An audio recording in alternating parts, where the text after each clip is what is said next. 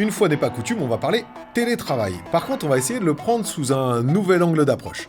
Grand oui, si le retour au bureau est associé à du travail en équipe, à un présentiel repensé. On est resté quand même dans cette idée que le salarié qu'on ne voit pas, on ne le contrôle pas. Et ce qu'on peut craindre a un petit peu la même chose en France, à ce que beaucoup d'entreprises veuillent et obligent les collaborateurs à revenir au présentiel, au full présentiel. Le Barbu qui parle RH, c'est du miel dans vos AirPods. Bienvenue dans le monde du RH qui bouge et qui prépare aujourd'hui le monde de demain. Moi, c'est Nico. Je travaille dans les RH depuis plus de 15 ans. Et je vous partage mon expérience à travers des clés et des interviews super stimulantes. Et pour nous accompagner, ce podcast est soutenu par Le Figaro Emploi et a été produit dans leur magnifique studio parisien. Vous êtes prêts à attacher vos ceintures? C'est parti! Bonjour à toutes et à tous, alors merci d'être présents pour ce nouvel épisode du podcast du Barbu qui parle RH. Et aujourd'hui, une fois n'est pas coutume, on va parler télétravail. Par contre, on va essayer de le prendre sous un nouvel angle d'approche. On va parler un petit peu droit, on va parler un petit peu devoir et on va surtout parler avenir du télétravail avec tout ce qu'on voit aujourd'hui qui est en train de se passer sur le sujet. Et pour parler du sujet, j'ai l'honneur et l'immense plaisir d'accueillir pour la troisième fois dans les podcasts, Florence Bernier de Baby. Salut Florence, comment ça va? Salut Nicolas, ça va super. Merci de m'accueillir pour la troisième fois, en effet, dans ces magnifiques locaux. Ah, c'est ça, tu découvres des locaux de ouf, franchement, oui, ils sont je trop bien. découvre surtout qu'ils sont roses et ça me plaît beaucoup. Donc, merci d'être là. Alors, il y en a encore qui ne te connaissent pas. Donc, si tu veux te présenter en 2 minutes et nous expliquer pourquoi tu es la personne adéquate pour parler de ce sujet, notamment des droits et des devoirs. Pour l'avenir, c'est plutôt un échange entre nous, mais je vais te laisser te présenter. Alors, merci. Oui, donc Florence Bernier de Baby. Donc, j'ai été juriste pendant 17 ans et puis récemment, je me suis lancée. Je suis aujourd'hui consultante au service des entreprises pour leur donner accès un peu plus facilement au droit social, donc droit du travail, droit de la sécurité sociale, pour leur faire comprendre leurs droits, leurs devoirs, mais aussi pour les aider à expliquer aussi aux salariés quels sont leurs droits et leurs devoirs, parce que ça va quand même dans les deux sens. Le Code du travail n'est pas juste là pour taper sur la tête de l'employeur. Il est là justement pour que les relations sociales se passent le mieux possible. Donc, j'interviens pour expliquer tout ça. Je fais aujourd'hui aussi un petit peu de formation. Et puis... je suis, comme tu le sais, sur LinkedIn dans une petite chronique qui permet justement de donner accès pour démocratiser un petit peu ce droit compliqué mais si utile. Mais c'est comme ça qu'on s'est connus et c'est ce que j'adore aussi. Mais je m'aperçois que finalement, la sphère RH, je ne te connais pas tant que ça. Donc, il faudrait que la sphère RH aille te découvrir. Je vais bien évidemment mettre ton profil en commentaire et dans le post qu'on fera sur le podcast en question. Pourquoi venir te voir? Parce que aujourd'hui, tu as une forte audience, mais surtout, ce qui est intéressant, c'est que tu fais de la vulgarisation. C'est-à-dire que tu parles de sujets qui sont des sujets quotidiens pour les entreprises et pour les RH, et tu les prends sous un angle concret et vulgarisant, ce qui fait que l'approche est différente. Et on en parlait en off. Aujourd'hui, le RH et de l'entreprise ne peut pas se dissocier de cet aspect du juridique social. Non, j'aimerais en tout cas qu'il fasse en sorte de ne jamais se dissocier de ça. Effectivement, aujourd'hui, je crois que si la sphère RH peut-être ne me connaît pas, c'est parce que d'abord, je ne suis pas là depuis très très longtemps, mais c'est surtout parce qu'aujourd'hui, on dissocie trop les RH, les ressources humaines, la pratique RH, la gestion des ressources humaines du droit. Or, tout ce que l'on va trouver en pratique RH repose quasi systématiquement sur une obligation légale. Quand on parle ne serait-ce que... alors, la marque employeur, pour te donner cet exemple-là, alors c'est vrai que ça repose un peu moins sur une base légale, ça repose sur un besoin de l'entreprise qui est l'attractivité. Mais dans la marque employeur, tu vas retrouver toute une sphère QVT pour les conditions de travail des salariés, donc effectivement, les attirer, bien les traiter, les conserver, les fidéliser. Sauf que la QVT, c'est une obligation légale, l'une des plus grosses obligations qui repose sur l'employeur, qui est l'obligation de santé et sécurité. Donc, c'est quand même dommage, effectivement, qu'il n'y ait pas plus cette prise de conscience que le droit social est un socle, qu'il devrait l'être déjà au niveau des études. C'est déjà quand même pas trop le cas à ce que j'ai pu regarder. Et c'est pour ça que j'ai pris ce petit virage dans ma carrière cette année, parce que je me suis dit, il faut démocratiser le droit social pour le salarié lambda, pour l'employeur que ça intéresse, pour ceux qui ne sont pas salariés mais que ça intéresse quand même. Mais il faut aussi donner accès à la fois au moment du recrutement et tout au long de la vie des RH à une formation en droit social qui soit accessible et pratique. Et avec 17 ans de pratique d'entreprise, je sais faire. T'as de quoi faire. Et puis surtout, on en a parlé dans les autres podcasts qu'on a fait ensemble, le droit social peut être aussi un bon moyen de pouvoir pimper justement la marque employeur, la QVT, l'attractivité de l'entreprise, parce que si on sait exactement tout ce qu'on peut faire, forcément, on aura d'autres solutions sur certains sujets. On avait fait un podcast où on pouvait parler du Golden Hello ou de la manière de traiter des contrats pour être plus attractif. Oui. Et là, aujourd'hui, on va se poser sur justement le sujet du télétravail, de voir aussi un petit peu, dans un premier temps, tout ce qui se passe en ce moment avec Amazon, ainsi de suite, on va en discuter. Est-ce qu'on risque quelque chose en France ? Donc ça va être la première partie du sujet. Et puis dans la deuxième partie du sujet, ça va être de voir quel avenir on peut donner au télétravail et surtout, comment on peut s'inscrire dans une bonne pratique du télétravail, tout simplement en suivant la loi et en suivant ce qui est censé être fait. Parce qu'au final, c'est quand même plutôt bien foutu, je pense. Moi, j'ai un petit peu regardé le sujet, et toi, tu le connais très bien. Mais c'est bien foutu ce qui a été fait sur le télétravail. Ça a été fait pour que ça soit bien, justement, pour le collaborateur, pour que ça soit bon pour le collaborateur et pour l'entreprise. Donc, au final, je pense que ce côté légal, ce côté droit social est là, non seulement parce qu'il doit être là, parce que ça fait partie du cadre légal qu'on doit avoir, mais surtout aussi, potentiellement, pour bien nous driver sur la bonne manière de gérer certains sujets qui peuvent être un petit peu tendancieux. Sans aucun doute. En fait, c'est un socle qui est à la fois nécessaire pour garantir un certain nombre de droits aux salariés, garantir aussi le cadre juridique pour l'employeur. Sauf que si tu t'intéresses un petit peu au droit social, tu le disais, on l'a découvert dans notre podcast sur le recrutement, on en a beaucoup discuté. Si tu t'y intéresses un petit peu, tu as des idées dans le code du travail. Tu as des idées de clauses, tu as des idées de pratiques. Et puis, tu te rends compte aussi qu'il y a certaines choses où tu prends des pincettes pour le demander aux salariés, alors qu'en fait, c'est une obligation. Donc peut-être qu'il est temps, en fait, tout simplement, de s'intéresser à ce que l'on a le droit de faire et d'avoir cette étape que je trouve indispensable et où, à mon avis, beaucoup d'employeurs ignorent cette étape-là vraiment, c'est le passage de cette information-là, la démocratisation de tout ce droit-là pour que les salariés comprennent. Peut-être que ça permettrait quand même d'éteindre un grand nombre de conflits.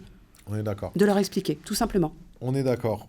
On va se lancer dans notre sujet. On commence par l'angle d'approche dont on a parlé. Ouais. Amazon, ça a fait un gros buzz il y a quelques semaines maintenant, qui rapatrie tous ces cadres, tous ces managers au travail, en fait, qui les fait tous revenir en présentiel. Selon Amazon, d'un point de vue culture, pour pouvoir bien développer leur culture d'entreprise et tout, moi j'ai écrit un petit truc dessus parce que je trouve que c'est purement bullshit de leur part. Mais bon, après, ça n'est qu'un avis et c'est pas le sujet du jour. Le sujet du jour, c'est plutôt de se poser la question, aujourd'hui, est-ce qu'on peut craindre pour les collaborateurs, déjà dans un premier temps, est-ce qu'on peut craindre à un petit peu la même chose en France, à ce que beaucoup d'entreprises veuillent et obligent les collaborateurs à revenir en présentiel après une démocratisation à outrance, parce que ça a été fait, mal fait, mais ça on pourra en discuter plus tard, du télétravail dans toutes les entreprises. Est-ce que, parce qu'on le sait, on le sent, il y a beaucoup d'entreprises qui veulent beaucoup plus de présentiel, est-ce qu'on peut craindre, de la part des collaborateurs, pour qui c'est quand même un acquis hyper important, un retour obligatoire de la part des entreprises au présentiel, au full présentiel? Alors, il y a deux aspects dans ta question. La première, c'est, tu me dis, ça a été mis en place vite, pas forcément bien. Alors ça, c'est une vérité. Ça s'est fait de manière extrêmement précipitée, liée à la pandémie. Quelque part, il a fallu ça vraiment pour un développement du télétravail vraiment sérieux, parce qu'il était rentré dans le code du travail quelques années auparavant. Et pour autant, moi, j'en entendais jamais parler. Enfin, j'avais entre 12 et 15 entreprises par jour au téléphone, et pourtant, je n'entendais jamais parler de télétravail. C'était complètement... déjà, c'était ultra sectorisé. Et puis, en France, c'était très peu développé. Pour autant, c'est vrai que nous, je te coupe, mais c'est vrai que nous, on le faisait. Tu vois, à l'agence chez E-Team, on le faisait. Ça fait vraiment pas mal de temps qu'on fait du télétravail, je sais pas, presque depuis le début, en fait. Par contre, il est certain qu'on ne l'avait pas cadré. Pour nous, c'était juste...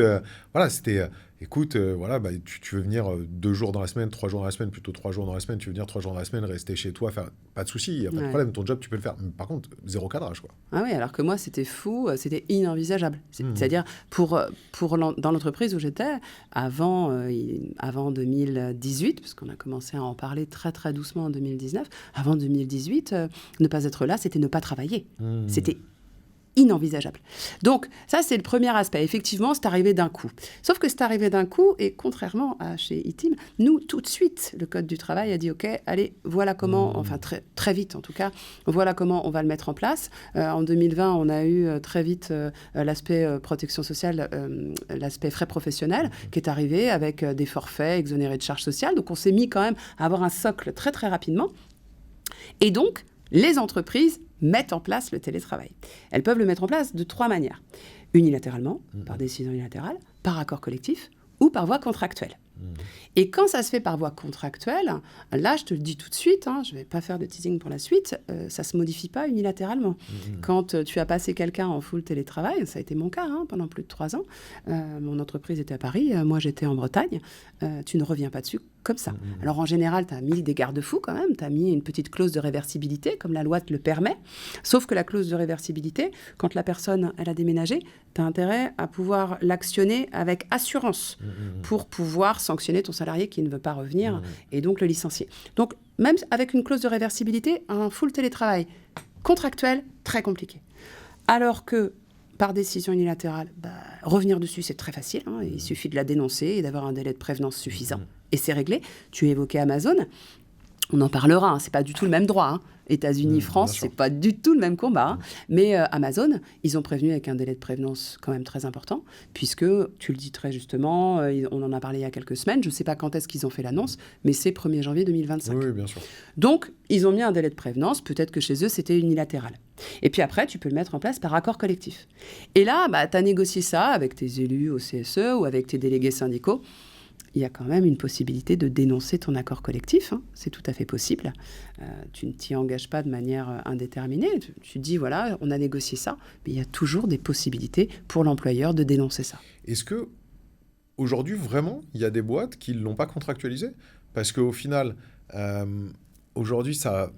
pour moi, le télétravail, alors pas forcément du full remote, mais le télétravail classique, pour moi, c'est dans tous les contrats de travail. C'est pas, il y a encore beaucoup de boîtes qui l'ont en mode accord collectif, charte ou accord, et qui ne l'ont pas du tout contractualisé. Bien sûr. D'ailleurs, on va leur conseiller, ne contractualisez pas. Quand tu es sur du full remote, tu contractualises. Parce que la personne, si elle est en full remote, il y a des chances qu'elle veuille quitter l'endroit où elle travaillait avant. Et donc moi, j'étais en région parisienne. J'allais pas faire 500 bornes sans être sûre qu'on était d'accord avec mon employeur. Donc nous, on avait contractualisé, c'était très clair. Si tu mets en place le télétravail, alors on va dire voilà, un hybride, 2 jours de présentiel ou 3 jours de télétravail ou vice-versa, tu mets ça en place par accord collectif ou par décision unilatérale. Si tu le contractualises, tu vas devoir t'assurer que ta clause de réversibilité, elle est bien... Enfin, tu vois, que tu satisfais toutes les conditions pour pouvoir revenir dessus. Mais tous tes salariés, parce que tu sais, la clause de réversibilité en général, c'est celle qui dit, voilà, je vous mets en télétravail, sous telles conditions, on pourra dire stop au télétravail. En général, les conditions, c'est quoi ? La sous-performance, le mal-être, la demande du salarié, etc. Tous tes salariés ne peuvent pas remplir cette condition-là. Donc, si tu contractualises le télétravail, tu te condamnes, en fait. Mais, pardon, mais il n'y a pas... j'ai cru entendre, c'est peut-être... tu vas peut-être me sauter dessus, en me disant, ah, pas du tout. Il n'y a pas un truc qui dit que, en gros, quelque chose qui reste en place pendant plus de 3 ans devient une règle immuable. C'est pas... je pense que tu évoques l'usage. Ouais. Je pense que tu parles de l'usage. Alors, l'usage, c'est effectivement un avantage que tu accordes à un salarié qui est fixe, général et constant. Donc, fixe, toujours le même avantage. Constant, pendant plusieurs années. Fixe, général et constant. Donc, constant plusieurs années, fixe le même, et général, c'est-à-dire s'applique à une collectivité de travailleurs. Mais c'est le cas du télétravail, du coup. Alors, un usage, ça n'est pas écrit. Donc, tu vas le différencier d'une décision unilatérale, c'est-à-dire ta charte télétravail, ou ton accord collectif que tu as négocié. Un usage, d'avoir mis tes salariés en télétravail, effectivement, c'est une règle. Donc, ils vont te dire, ah ben non, tu ne peux pas revenir dessus comme ça. Sauf qu'un usage, tout comme une décision unilatérale, si tu respectes le formalisme que la jurisprudence a posé, tu peux le dénoncer. D'accord. Donc au final, aujourd'hui, par rapport à ce que tu me dis, il y a finalement peu de boîtes qui l'ont contractualisé. Enfin, pas peu, mais moins que tu imaginais. Pas toutes les boîtes qui l'ont contractualisé. Donc c'est-à-dire que les collaborateurs peuvent aujourd'hui, craindre un retour en arrière du télétravail en France. Alors, non seulement ils peuvent le craindre, mais il y a quand même toute une discussion au sein des directions des boîtes qui voient pas encore le télétravail, enfin qui voient...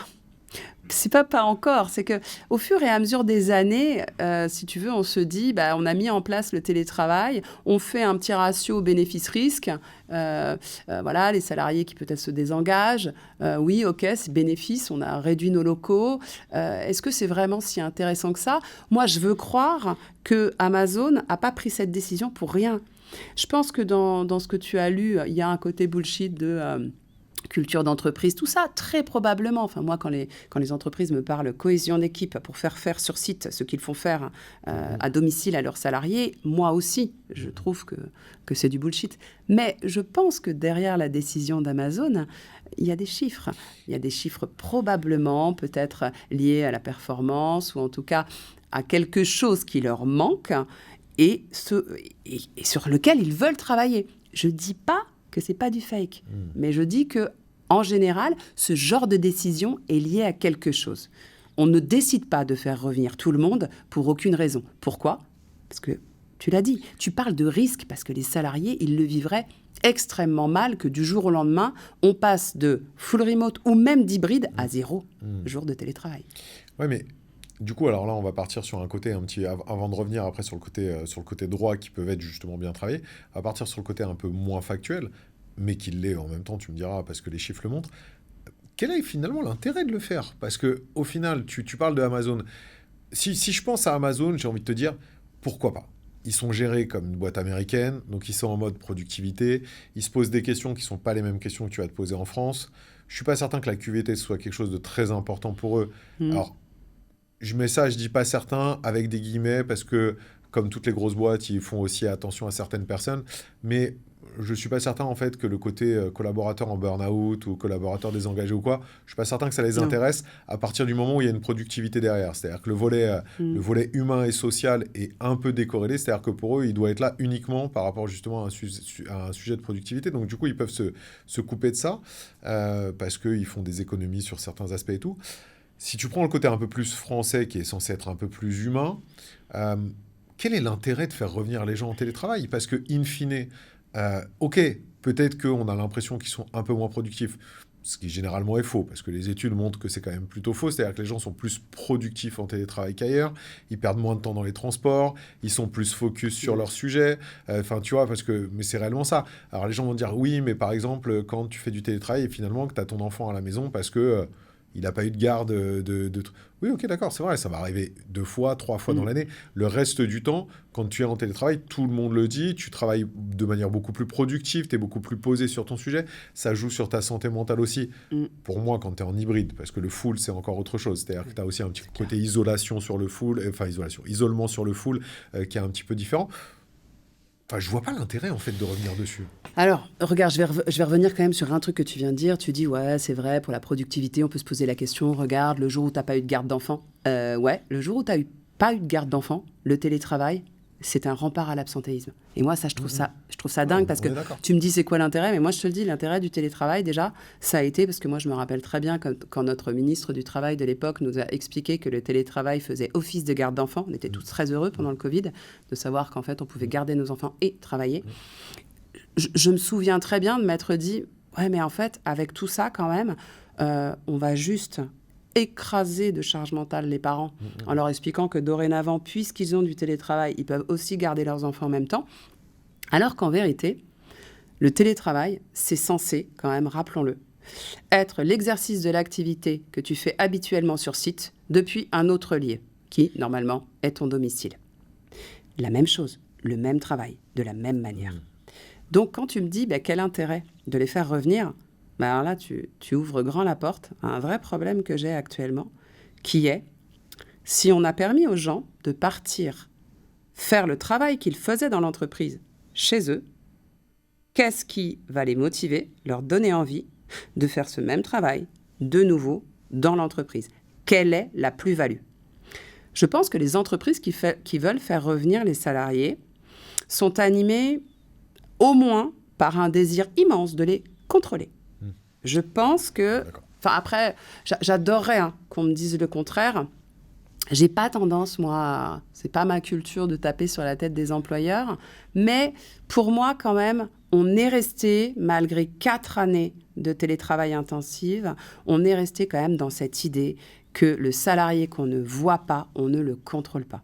Ce qui n'est pas vrai, il y a des tas de moyens, encore heureux d'ailleurs, parce qu'avec tous les problèmes qu'on a, d'accidents du travail des télétravailleurs, etc., on en a besoin de pouvoir contrôler les salariés en télétravail, savoir quand est-ce qu'ils sont sur leur logiciel, quand est-ce qu'ils ne le sont pas, quand est-ce qu'on peut les joindre, etc. Donc, ça se développe. Donc, pour moi, le contrôle est une mauvaise idée. Mais je pense quand même que c'est ce qui anime beaucoup d'entreprises. Ensuite, tu vas avoir l'aspect productivité. Et ça, mais montrez-moi les chiffres, je demande que ça.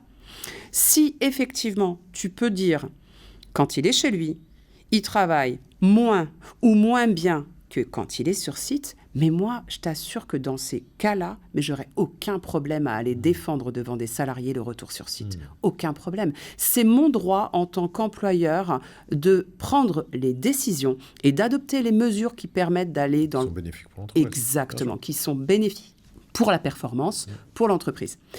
Sauf que je suis comme toi, vraiment pas sûr que ces chiffres-là, les entreprises les aient. Donc le dernier truc, après, si tu as d'autres idées, je suis preneuse. Mais la dernière raison pour laquelle on entend parler de retour au travail, c'est la cohésion d'équipe, la culture d'entreprise, la créativité, etc. Et là, je t'ai dit, c'est le sujet qui m'anime en ce moment. Je dis grand oui, sous réserve, qu'on repense le présentiel. Je lisais ce matin, je t'en parlais en off, je lisais ce matin un article qui parlait du RAB, le retour au bureau. Et dans cet article, il écrivait, c'est Jean-Emmanuel Ray qui était interviewé et qui disait, mais d'accord, le retour au bureau, mais pourquoi faire ? Dites à vos salariés pourquoi faire. Parmi vos salariés, vous en avez qui n'ont connu que ça. Parmi vos salariés, vous en avez qui ont dû s'adapter au télétravail. Et pour certains, ça a été difficile. Si vous les faites revenir pour qu'ils fassent exactement sur site ce qu'ils font chez eux, dans des conditions ultra dégradées, parce que depuis, vous avez changé de locaux, vous êtes en open space, vous avez pris en compte le fait que un tiers de vos salariés n'étaient pas là tous les jours, donc vous avez réduit les espaces. Donc maintenant, en plus, ils ont du bruit quand ils bossent. Mais elle est où l'amélioration des conditions de travail ? Et au final... Explique-moi comment tu peux être plus performant, par exemple, pour un métier intellectuel qui nécessite beaucoup de concentration. Je vais te donner l'exemple des rédacteurs. Voilà. Moi, si j'ai du bruit, j'écris plus rien. Chaque ligne où j'ai du bruit, ça m'arrête. Donc, explique-moi comment, dans un open space, ils vont être plus productifs. Donc, je dis, grand oui, si le retour au bureau est associé à du travail en équipe et à un présentiel repensé. Encore une fois, je suis d'accord. Alors, je suis d'accord sur le côté cohésion et la manière de faire pour pouvoir faire en sorte que quand tu es au bureau, tu ne fais pas forcément la même chose ou tu le fais différemment de quand tu es chez toi. Pour juste revenir sur le sujet avant de repasser sur le fait de repenser, le côté cohésion, pour moi, c'est ultra important. C'est pour ça, par exemple, tu vois que chez nous, on n'a jamais fait de full télétravail.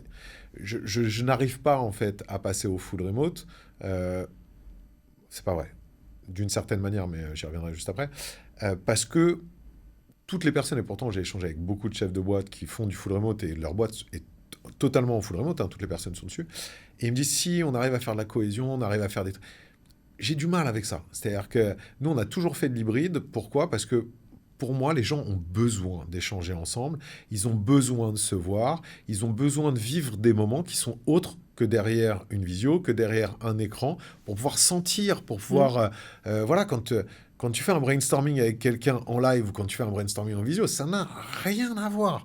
Donc, ces moments-là, pour moi, ils sont ultra importants. C'est pour ça que personnellement, je ne suis pas fan du full remote en tant que tel, parce que je pense que ça nuit globalement à la structure, au développement de la société, parce que pour moi, le développement de la société doit passer aussi par une certaine cohésion d'équipe qui est nécessaire d'avoir, pour laquelle il est nécessaire en fait d'avoir du présentiel. Maintenant, une fois ça dit, bon, en plus, je te dis pas au full remote, mais c'est faux, parce que chez nous, en plus, on a des contrats spéciaux. C'est-à-dire que tu as des personnes qui travaillent chez nous qui ont le droit de partir pendant 3-4 mois à l'étranger, donc là, pour le coup, qui sont en full remote, mais ils reviennent pour recréer aussi cette cohésion. Maintenant, là où je suis complètement d'accord avec toi, c'est que nous, on l'a toujours fait comme ça. Donc, c'est-à-dire qu'on n'a pas besoin de repenser notre structure. On a fait évoluer notre boîte, la manière dont on bosse de manière continue, mais on n'a pas eu besoin de la repenser parce qu'on a toujours été dans ce modèle-là, dans ce modèle hybride. Maintenant, là, je te rejoins complètement. C'est-à-dire que des personnes, comme tu dis, qui ont été éloignées, qui ont dû s'adapter, donc pour laquelle l'adaptation a été difficile au départ, pour laquelle ensuite ils ont trouvé un équilibre sur ça, revenir, certains potentiellement justement qui se sont peut-être éloignés du fait de faire du full ou quoi que ce soit, donc qui vont avoir des temps de trajet encore plus longs et tout, c'est hyper compliqué de revenir.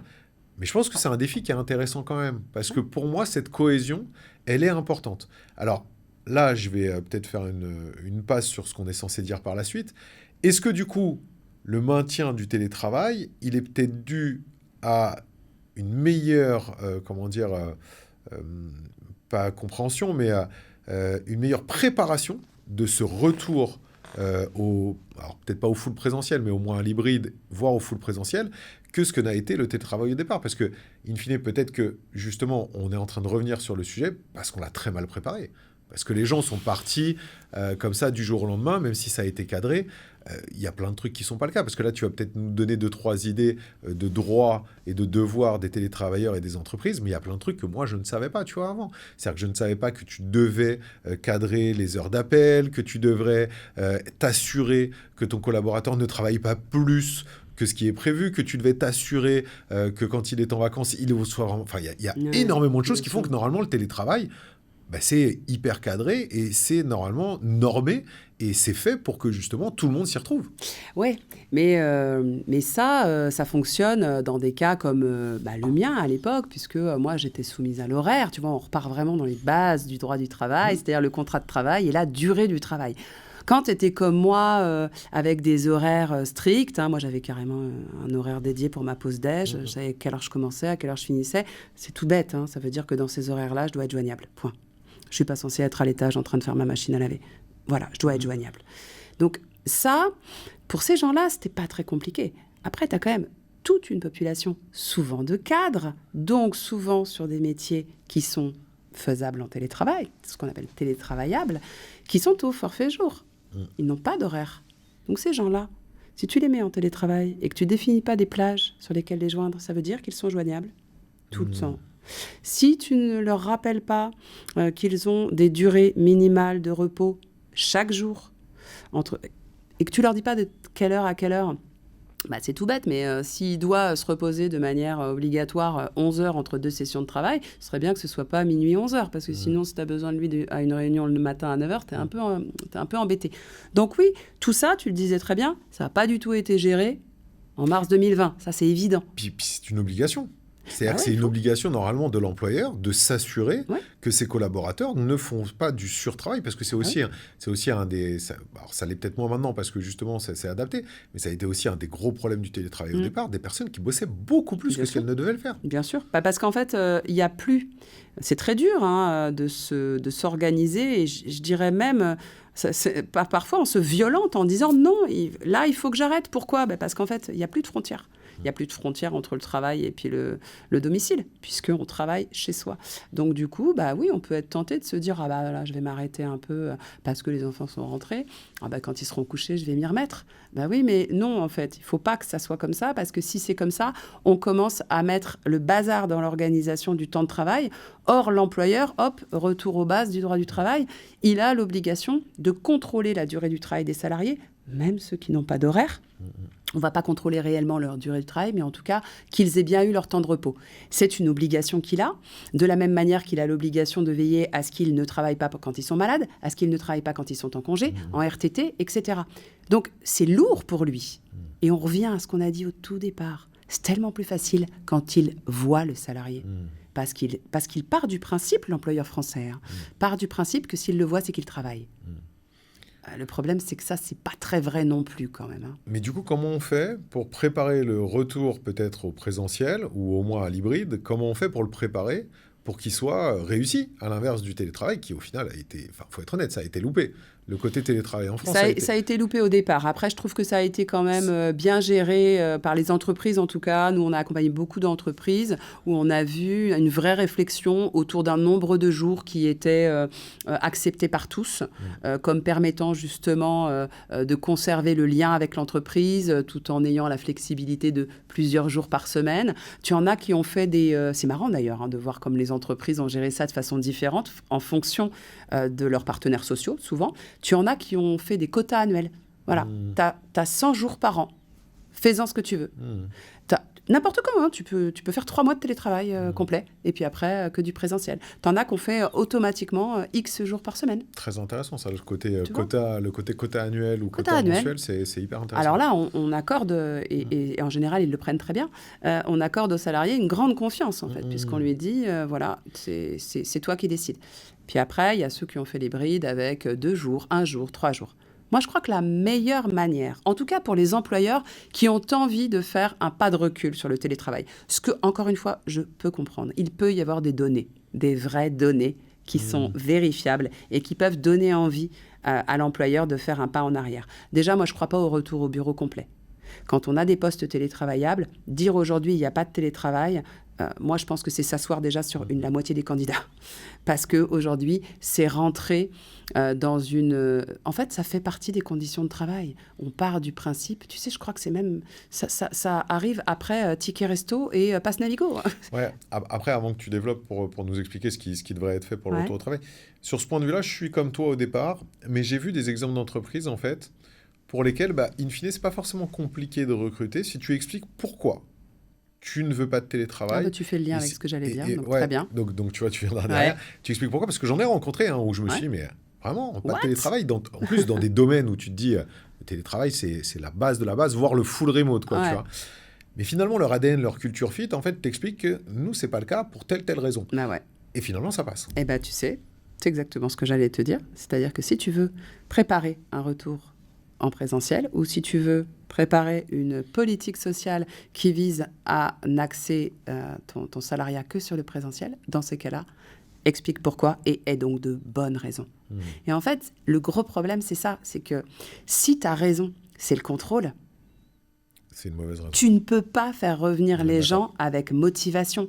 De la même manière, si derrière tout ça, il y a performance, c'est-à-dire productivité et donc contrôle, mettre des fruits sur la table, ça n'attirera personne. Donc, il y en a des tas de méthodes, et ces méthodes, elles ne seront jamais dans la déco. Elles ne seront jamais dans les sofas rouges. Et tu vois, on en a déjà beaucoup parlé de cette marque employeur fake qui consiste à mettre du joli mobilier, en fait. Il faut que le salarié comprenne qu'il est mieux dans son entreprise, entouré de ses collègues, que chez lui, seul, avec des écrans. Le problème, c'est que ce n'est pas si simple quand tu as, par exemple, un métier où tout quasiment...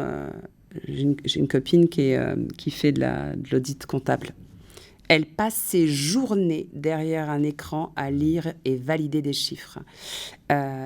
Elle a jusqu'à 1h30 de bagnole le matin pour se rendre sur son lieu de travail. Elle aime se rendre sur son lieu de travail parce qu'elle aime déjeuner avec ses collègues. Sauf qu'il y a eu Alors, ce n'était pas les JO, je ne sais plus ce que c'était, mais il y a eu un problème, des intempéries. Et elle me disait, je vais mettre jusqu'à 2h30 le matin pour y aller. Ou des voies fermées, des travaux, je ne sais plus ce que c'était, mais c'était en région parisienne. Et je lui ai dit, tu leur en parles quand même, et puis tu leur dis que là, ça n'a plus de sens, en fait, vu ce que tu vas faire. Il y a eu un refus catégorique. Elle a passé une journée à aller 2h30. Le lendemain, elle était en arrêt. Et je me suis dit, mais c'est surréaliste. Ouais, mais quand tu passes 2h30 à te demander quand est-ce que tu auras un accident, quand est-ce que quelqu'un viendra te taper sur la tronche dans la bagnole, excédé par le fait d'avoir fait 100 mètres en 1h30, en fait, tu te dis, les conditions pour se rendre au travail sont tellement nuisibles qu'au final, à quoi bon venir ? Je t'explique. Si quand tu viens, c'est la même chose que chez toi, il n'y a aucune raison. Donc, je pense vraiment qu'il y a un exercice qui, à mon avis, peut être passionnant, si on a envie de s'y coller, qui consiste à réinventer le présentiel. C'est ça, le réorganiser. Voilà, pour faire en sorte que le télétravail, finalement, devienne un plus et pas une méthode de travail qu'on nous a imposée en 2020 et dont on n'arrive pas vraiment à se défaire aujourd'hui. On a parlé télétravail, on a un petit peu balayé les droits, les devoirs, les risques par rapport aux arrivées qui sont réels. C'est-à-dire qu'il y a des risques réels de retour au bureau. On a parlé de ce qui devrait être fait de mieux par rapport à l'arrivée du télétravail qui n'a pas été bien maîtrisé au départ, finalement qui s'est bien passé par la suite. Du fait que ça soit quand même aujourd'hui un outil de fidélisation fort, à condition de bien le maîtriser quand il est en télétravail, que l'employeur avait aussi beaucoup de droits, beaucoup de devoirs, pardon. C'est ce qu'on a dit qu'on oublie souvent, ces devoirs de l'employeur, on les oublie souvent. On parle beaucoup des devoirs des employés, mais on parle peu des devoirs des employeurs. Donc on a parlé un peu de tout ça. Tu nous dis et tu nous expliques que effectivement le retour au présentiel full ou hybride peut se faire à condition de bien le réfléchir, de bien le penser, de repenser la manière de bosser. Maintenant, j'ai envie de te poser une question un petit peu hors droit, hors légalité, hors tout ça. Tu le vois comment l'avenir du télétravail ? Tu l'imagines fini ? Parce qu'au final, est-ce qu'on va... Alors fini, ce ne sera pas complètement fini, mais est-ce qu'on va vraiment avoir un gros retour en arrière, un gros retour en présentiel ? Ou est-ce que tu imagines plutôt que finalement, quoi qu'il se passe, les nouvelles générations sont des générations hybrides, dans le plus petit des cas, voire full remote, et on ne pourra pas y couper ? Bon, alors moi, je vais te répondre en 2 temps. Je vais d'abord te dire comment je l'imagine, et après, je vais te dire comment je l'espère. Comment je l'imagine en fait, je ne vois pas du tout la fin du télétravail pointer le bout de son nez. Je pense que si ça fait autant le buzz, cette histoire d'Amazon et d'autres qui l'ont fait juste avant, c'est parce que justement, ça sort du lot. Je crois qu'aujourd'hui, le télétravail va rester, notamment parce que les employeurs ne sont pas idiots. Ils savent très bien que ça a permis le maintien de l'activité pendant une période qui a été sans précédent. Mais maintenant qu'elle a eu lieu, on sait très bien qu'il peut y avoir des hypothèses dans lesquelles ça recommence. On est obligé d'être chez nous. Tu sais, il n'y a pas eu que la pandémie. Il y a eu les grèves, il y a eu les intempéries. Et c'est marrant parce que très vite, finalement, on a dit « Ah, il y a grève. Oh, ben non, mais reste en télétravail. » Donc finalement, c'est marrant. D'un truc qui a été imposé, c'est devenu un truc pratique quand même. Donc, il ne faut quand même pas se mentir. Le télétravail, d'un certain aspect, ne plaît pas, parce qu'encore une fois, ce que je ne vois pas, je ne le contrôle pas, en tout cas dans l'idée, en première intention, parce que ce n'est pas vrai, on peut contrôler, je l'ai déjà dit. Et d'ailleurs, non seulement on peut contrôler, mais on doit contrôler. On doit contrôler, et on le peut.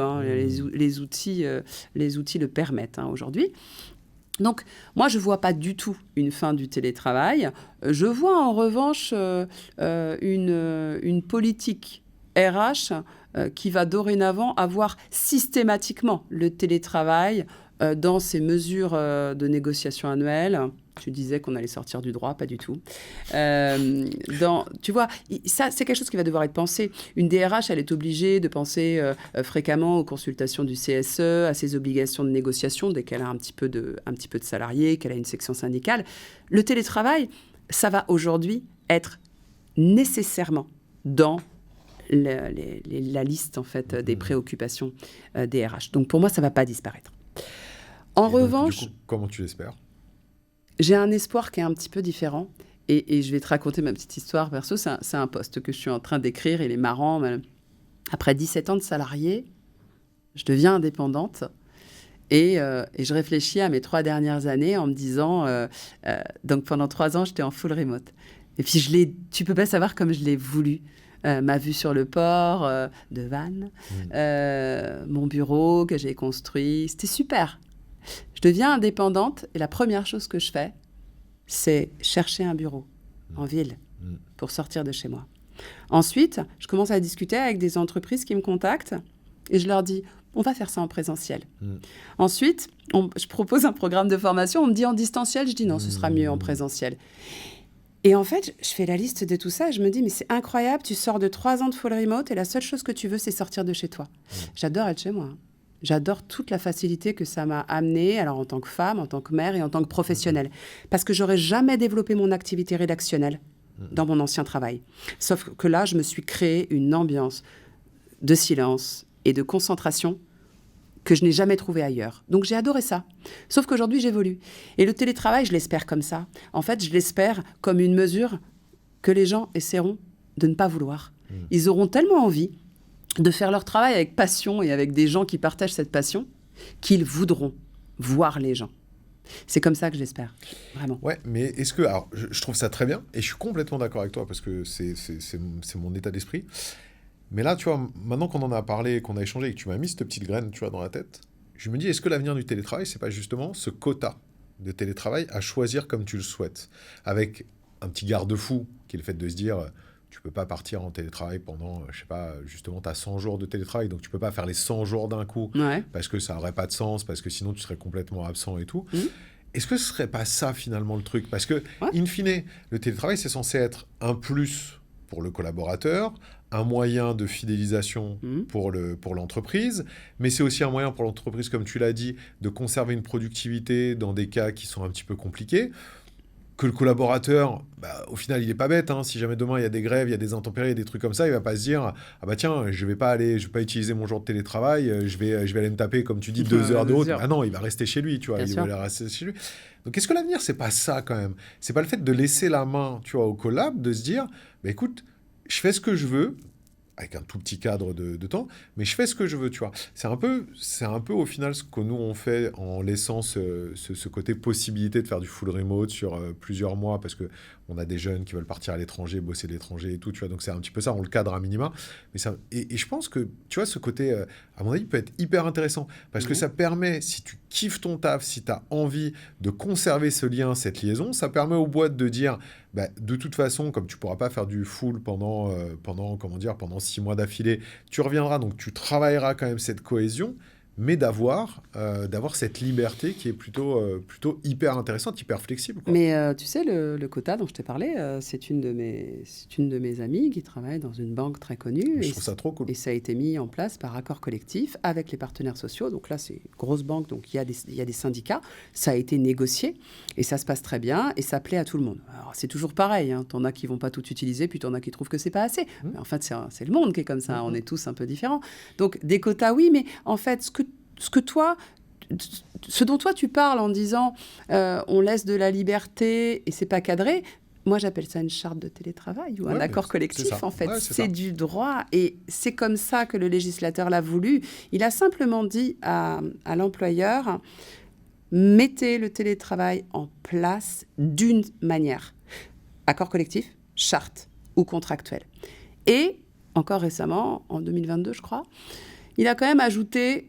Vous mettez en place le télétravail et, s'il vous plaît, vous vous préoccupez des femmes enceintes, des proches aidants, des personnes en situation de handicap. Et pour ces personnes-là, j'en oublie peut-être, c'est listé dans le Code du travail, vous prévoyez des modalités particulières d'accès au télétravail. C'est super, c'est simple. Enfin, franchement, faire une charte de télétravail, je t'assure, pour un juriste, c'est d'une simplicité. Je pense que même quand on n'est pas juriste, c'est quand même pas compliqué. Tu as la liste des choses qu'il faut prévoir dans le Code du travail. Tu peux le faire. Tu peux créer un quota. Tu peux effectivement encadrer un tout petit peu de manière à ce que le salarié ne fasse pas ce qu'il veut. Mais en vérité, toutes les chartes et les accords que j'ai vus, quasiment, c'est ça. On met un quota ou un nombre de jours par semaine, on laisse le salarié un petit peu libre et ça marche assez bien. Mais très souvent, en pratique, ce que moi j'entends des salariés, et ça me désole, c'est, au final, ce que je fais sur site, c'est ce que je fais chez moi, mais en dégradé. Et parce qu'ils n'ont pas la liberté de le choisir. Tu vois, s'ils avaient la liberté de le choisir, ce serait cool. C'est-à-dire que s'il y avait cette phase-là, justement, de quota de télétravail à faire, ça serait cool. Parce que tu vois, quand ils ont, 2-3 jours de télétravail par semaine, ils choisissent quand est-ce qu'ils viennent, ils choisissent quand est-ce qu'ils viennent pas, tu vois. Donc pour toi, ça va automatiquement avec le fait de repenser ton présentiel. Oui, parce qu'en fait, je pense qu'à un moment, tu es forcément frustré. Par exemple, regarde, franchement, si tu avais décidé d'aller sur site un jour cette semaine, tu as vu ce qui est tombé comme pluie, c'est pas de bol, hein, tu as décidé d'y aller là, tu te retrouves avec les RER qui fonctionnent pas, les bus c'est l'enfer, tu es trempé, tes collègues ils sont pas venus, tu manges tout seul ta vieille salade. C'est vraiment une journée pourrie sur site. Qu'est-ce que ça t'a apporté par rapport au fait d'être au chaud chez toi, à manger avec ton mari ou tes gosses ? Moi, je pense que on doit aujourd'hui s'attarder sur l'envie des gens de venir travailler en collectivité à un endroit. Et moi, je regrette quand les conditions de transport sont dégradées, que sur site tu t'y retrouves pas, que c'est de l'open space, qu'il y a du bruit partout, t'as intérêt quand même à être super motivé. Et moi, je crois que t'as un risque, au fur et à mesure des années, d'avoir même une sous-performance pour les gens qui viennent. Ça, c'est une réalité. Donc, tu dois le réinventer. T'es obligé. Moi, j'y crois beaucoup. Je crois que, tu sais, il y a 5 ans, la marque employeur, personne n'en parlait. En tout cas, je peux te dire que moi, en droit, personne n'en parlait. Il a fallu cette crise de recrutement pour que les gens se disent « Oh là là, comment on fait pour attirer et ensuite comment on fait pour fidéliser ?» Et là, toutes ces questions se posent. Donc, pour moi, le télétravail, c'est qu'un point parmi tant d'autres que les employeurs pour lesquels ils vont devoir se retrousser les manches et se dire comment je fais pour que ça ait plus de sens pour les gens d'être là. De revenir au travail. Ouais. Au final, ce qu'on peut dire, c'est que déjà, il y a un truc qui est réel, c'est que c'est un truc typique français. C'est-à-dire que le truc typique français, c'est que tout est déjà bien cadré dans la loi. Le seul problème, c'est qu'on ne sait pas l'utiliser. Ouais. Donc c'est quand même magique. En France, il y a des milliards de lois qui existent qu'on ne sait pas utiliser, sur lesquelles on revient à chaque fois. On dit « Ah tiens, ce serait bien de faire ça, ça, ça. » Et puis tu as plein de gens qui disent « Oui, mais vous savez qu'il y a une loi qui existe déjà pour ça. Ouais. Ah bon ? Ah bah, donc voilà. Donc là, c'est un peu la même chose sur le télétravail.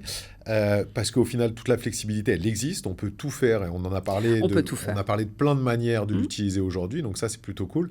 Et le deuxième point... Je te rejoins, en fait. C'est juste que j'ai une vision potentiellement biaisée parce qu'on l'a mis en place depuis tellement longtemps qu'en fait, on a fait évoluer nos modèles naturellement. Mais je te rejoins sur le côté, essayer de repenser la manière de bosser pour pouvoir avoir ce côté bureau qui peut être hyper intéressant à condition qu'il soit stimulant et non pas, comme tu dis, un petit peu chiant, quoi. Et donc, que tu te poses la question, pourquoi j'y vais ? Je crois qu'il ne faut pas se poser la question de pourquoi j'y vais. Il faut que ça soit évident. Ouais. Et puis, il y a un truc quand même, je me rends compte au moment où tu me parles, dont on n'a pas parlé. Tu sais, le problème au niveau du Code du travail, c'est que souvent, c'est difficile d'individualiser des décisions. On peut difficilement viser quelqu'un en particulier. Mais je crois quand même que des fois, quand même, on doit s'en éloigner un petit peu en pratique du Code du travail pour essayer de trouver les bonnes réponses à des problèmes qu'on identifie. Tu sais, quand on parlait tout à l'heure de la performance, des chiffres, etc., il y a un truc qu'on n'a pas dit. Je ne suis pas sûre que les problèmes de performance soient collectifs. Je pense qu'il y a des salariés, quand ils sont chez eux, ils ne bossent pas bien, ils bossent moins, ils bossent peut-être moins bien. Il peut y avoir des tas de raisons parce qu'ils sont seuls.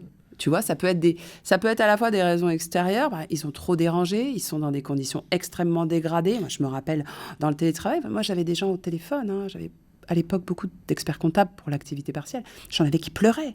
J'en avais qui pleuraient, les nerfs lâchaient complètement, parce que d'abord, il y avait énormément de charge mentale sur cette période, sur évidemment les experts comptables. Et puis, ils avaient des travaux dans la rue. Il faisait hyper chaud, je ne sais pas si tu te rappelles. Mais c'était juste l'enfer, le confinement, il faisait chaud en plus. On avait chaud. Ils travaillaient dans des conditions dramatiques, alors qu'eux, ils avaient l'habitude d'avoir la clim dans leur bureau, d'être au calme, etc. Donc, est-ce qu'il ne faut pas aussi reprendre l'ARH, la remettre à sa juste place, c'est-à-dire la gestion des ressources humaines. Quand un salarié a un problème de performance, que visiblement il ne se sent pas bien, et que le télétravail nous semble en tant qu'employeur être finalement un vecteur de sous-performance, on reçoit le salarié, on fait le point et on essaye autre chose. Et ça, je ne vais pas te dire que c'est facile légalement, parce que quand tu as une charte de télétravail qui dit 3 jours par semaine pour tout le monde... Oui, mais donc du coup, on en revient à ce qu'on disait. C'est-à-dire que la solution, c'est la flexibilité. C'est de laisser les gens faire ce qu'ils veulent comme ils le souhaitent. C'est-à-dire que tu mets dans la charte un certain cadre, mais un cadre ultra flexible. Un cadre vraiment hyper large dans lequel les gens peuvent s'entendre. Et après, si tout le monde, entre guillemets, a le même cadre, finalement, l'individualisation, elle se fait automatiquement par les personnes concernées. C'est la personne qui ne voudra pas aller en télétravail, elle viendra au bureau. La personne qui voudra y aller, elle y ira. Et comme tout le monde aura cette même charte de base, après, bien évidemment, il faut juste travailler à la manière, et c'est là où je te rejoins, dont tu perçois le travail dans l'entreprise pour que les gens aient envie de venir et de se retrouver, et que le moment où tout le monde se retrouve, tout le monde est content d'être là. Et le reste du temps, chacun est en fonction de ses problématiques perso. Exactement. Trop cool. Enfin, on a comme d'hab, on a parlé. Écoute, en tous les cas, c'était intéressant. J'ai trouvé ça hyper cool comme d'habitude, mais surtout, ce que j'ai trouvé cool, c'est qu'on l'a pris sous un nouvel angle, en fait. On n'a pas parlé de télétravail comme on le fait habituellement. Super méthode d'attractivité et tout. Non, ça, c'est une réalité. On l'a pris sous un nouvel angle. J'espère que ça aura plu aux personnes qui nous ont écoutés. J'en suis sûr. En tous les cas, merci encore à toi pour m'avoir permis de te recevoir et d'échanger avec toi une 3e fois. Donc, c'était vraiment très cool. J'espère que ça a été. Super, écoute. Et puis, du coup, peut-être à une 4e fois. On va chercher. Moi, franchement, des sujets, il y en a à l'appel. Merci à toutes et à tous d'avoir suivi cet épisode. Merci Florence. Et moi, je vous dis à très vite pour un nouvel épisode. Ciao. Félicitations, vous avez encore écouté un épisode du Barbu jusqu'au bout. Le Barbu vous donne des clés pour décortiquer le monde du RH d'aujourd'hui et de demain. C'est gratuit et surtout, c'est fait avec le cœur. Le meilleur moyen de nous aider ? Vous avez juste à mettre un avis 5 étoiles sur votre plateforme d'écoute préférée. Je compte sur vous et à très vite. Merci encore au Figaro Emploi de soutenir le podcast du Barbu qui parle RH.